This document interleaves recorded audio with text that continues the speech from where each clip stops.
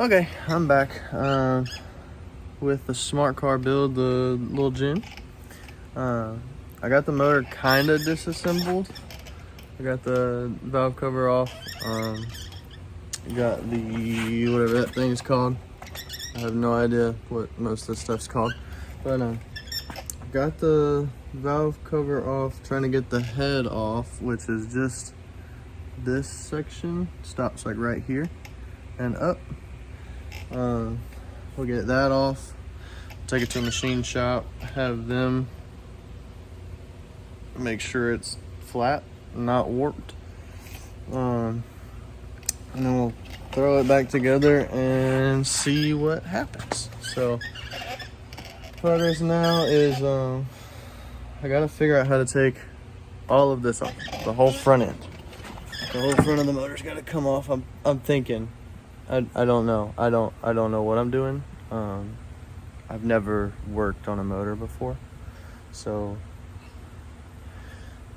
this is the real process of figuring it out. I've taken a whole lot of bolts out, and I think I know where most of them go.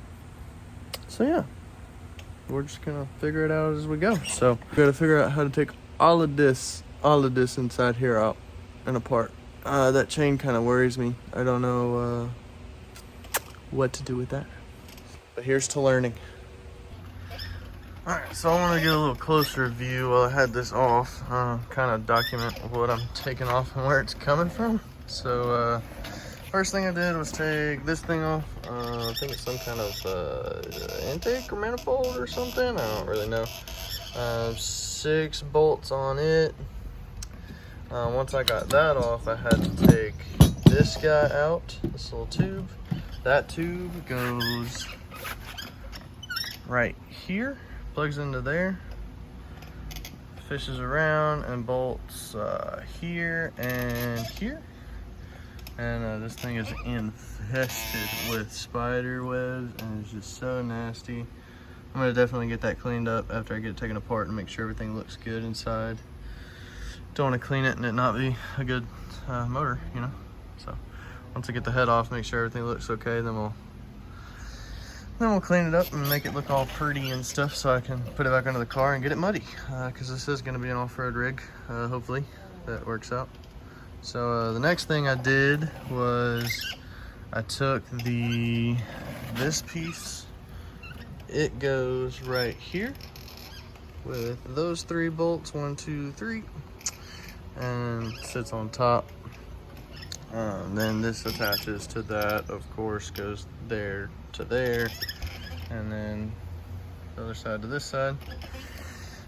2 gaskets on it, 5 bolts total. I took the head off, or no, not the head, the valve cover, which is right here. Pretty self-explanatory, got all the bolts to go around.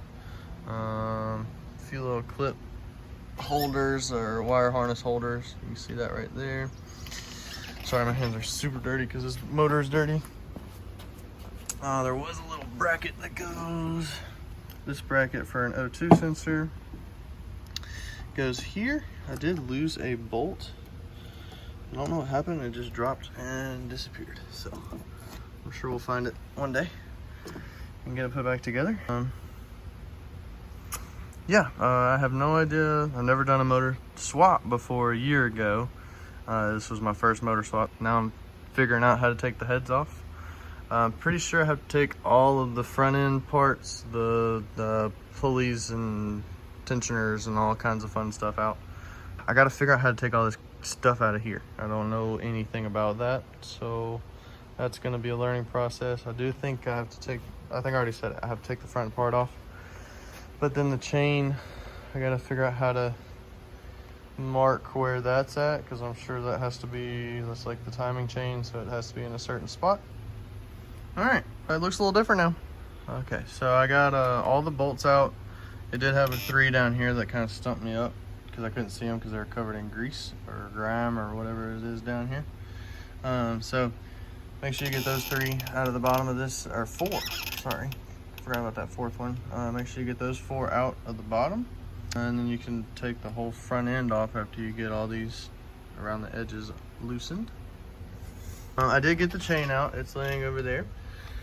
I marked it before I took it out to make sure it was still, to make sure I put it back exactly where I got it from. Marked there at the top on both of the camshafts.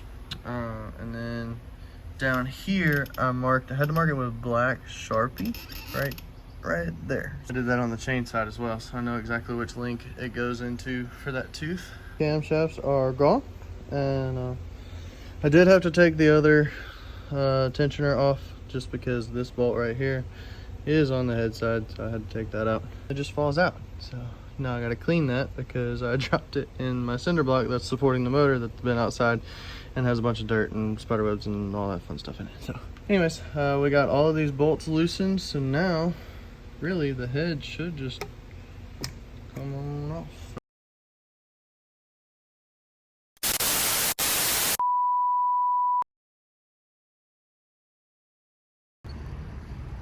What's up, you guys? We are in Arkansas and just picked up this bad boy. 2010 Smart for 2. Got a really good deal on it. Can't be mad about it. I needed a new top. That top is still put together. I needed a couple bits on the inside. It's got leather seats. They're yellow, but hey, we're not looking for pretty, we're looking for running. One day we'll focus on pretty.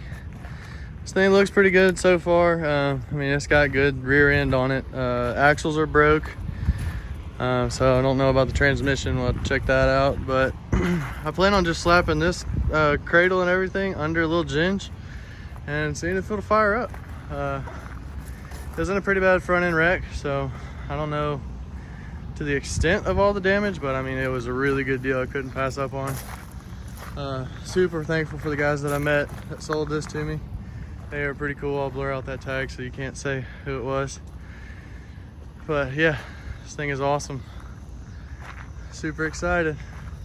Little Jen's is gonna be alive one day, hopefully. We'll see.